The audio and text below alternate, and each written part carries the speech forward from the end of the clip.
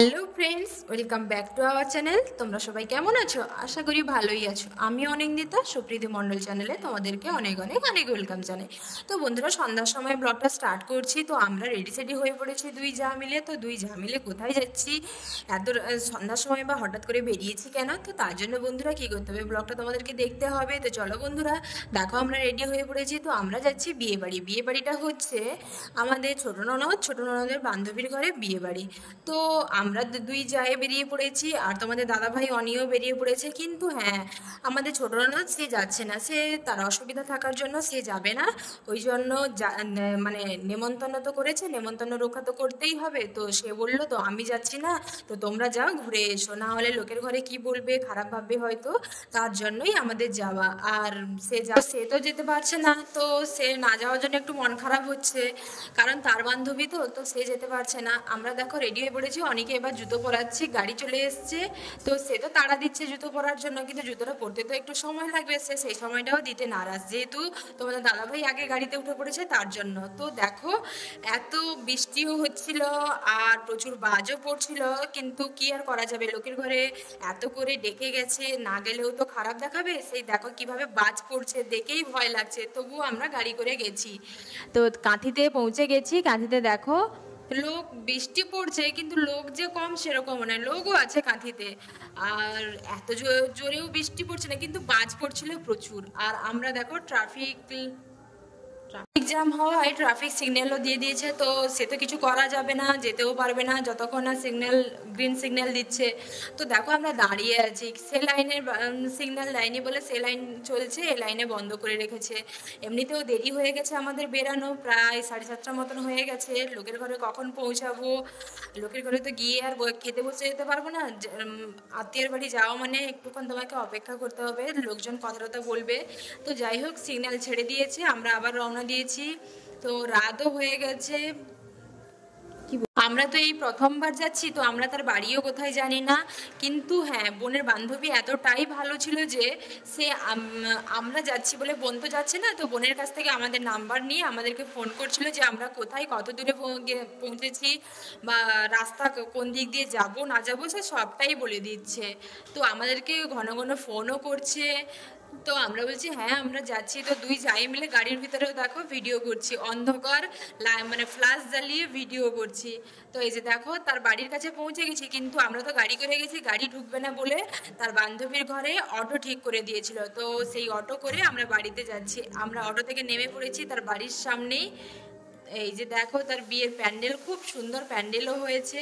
তো বোনের যে বান্ধবী, তার ভাইয়ের নাম অশোক, আর তার যে স্ত্রী হবে তার নাম মামনি। তো গেটের সামনেই তো নাম দেওয়া আছে, তোমরা তো পড়ে নিয়েছো। আর সুমি আর অনিকে দেখো তারা সামনের দিকে এগিয়ে যাচ্ছে। আর বৃষ্টি হচ্ছে বলে প্রচুর কাদাও এখানে, তো যেতে একটু অসুবিধে হচ্ছে ঠিকই, কিন্তু ভালো লাগছে। নতুন জায়গায় একটা এসছি, নতুন লোকজন। তো এখানে ভেতরে এসে দেখি বিশাল আয়োজন, বিশাল বড় আয়োজন।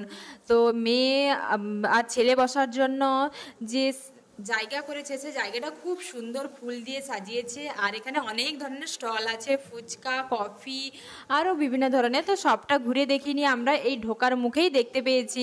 তো অনি দেখো, অনি সব জায়গায় তার এই জুতো নিয়ে সমস্যা থেকেই গেল। জুতো তার সারা জীবনের সমস্যা, জুতো পরার সমস্যা, জুতো খোলার সমস্যা। তো আমরা আশাতে তার মানে বোনের বান্ধবীর মা সে সামনের দিকে এগিয়ে গেছিলেন। আর সে এতটা ভালো, আমি সত্যিই কোথাও দেখিনি এমন মহিলা। সে আমাদেরকে যেরকম বাড়ির মতন করে আদর যত্ন করছেন। আর বোনের বান্ধবীকে তো দেখেইছো, সে কত খুশি আমরা যেতেই। সে আমাদেরকে যেরকম জড়িয়ে পড়িয়ে ধরছে, এতটাই খুশি হয়েছে। তো সে গিয়ে পৌঁছাতে একবার বসতে দিবে না শরবত দিবে, কোনটা দিবে ঠিক করতে পারছে না। তো আমরা বললাম তুমি যখন রেডি হচ্ছ এত টেনশন করো না, আমরা বসছি। আমরা যে গেছি, বোনের বান্ধবী তার বাড়ির সকলের সাথে আমাদের পরিচয় করিয়ে দিচ্ছে, যে আমার বান্ধবীর দাদা স্ত্রী, ভাইয়ের স্ত্রী, তারা এসছে, তার দাদা এসছে, এরকম করে পরিচয় করে দিচ্ছে। তো তার বিশাল বড় ফ্যামিলি, তো কাকু জেঠু পিসি সবাইকে নিয়ে বিশাল বড় একান্নবর্তী ফ্যামিলি। তো প্রত্যেকেই আসছে আমাদের সঙ্গে দেখা করতে। তো আমাদের তো খুবই ভালো লাগছিল যে নতুন জায়গায় এত আদর যত্ন, সত্যি ভাবার বিষয় যে একটা নতুন জায়গায় এসে এত আদর স্নেহ পাবো। তো এই যে বোনটাকে দেখছো, এ তো খুবই ভালো। আমি তো ঠিক করে চিনি না, কিন্তু আমরা যে গেছি সে যেই শুনেছে যে রুবিদির দাদার বউ বা ভাইয়ের স্ত্রী গেছে, তো তারা মানে সে মেয়েটা তো সত্যি খুব খুব ভালো, সে আমাদেরকে এতটা স্নেহ করছে তো ভাবা যায় না। তো এই যে দেখো বর কনে দুজন পাশাপাশি বসছে, তাদেরকে খুব সুন্দরও মানিয়েছে, ছেলে মেয়েকে দেখতেও সুন্দর, তো সরস্বতীর ভাইকেও দেখতে খুব সুন্দর। আর এই যে দেখো এখানে ফটোশ্যুট হচ্ছে, তো আমরা এসছি গিফট দিব বলে, তো ফটোশ্যুট হচ্ছে বলে আমরা একটু পেছনের দিকে দাঁড়িয়ে আছি, দুই যায় গিফট দিব যে, তবুও মানে লোকজন দাঁড়িয়ে আছে, তো তো তারা বলছে যে যাও গিফট দিয়ে আসো।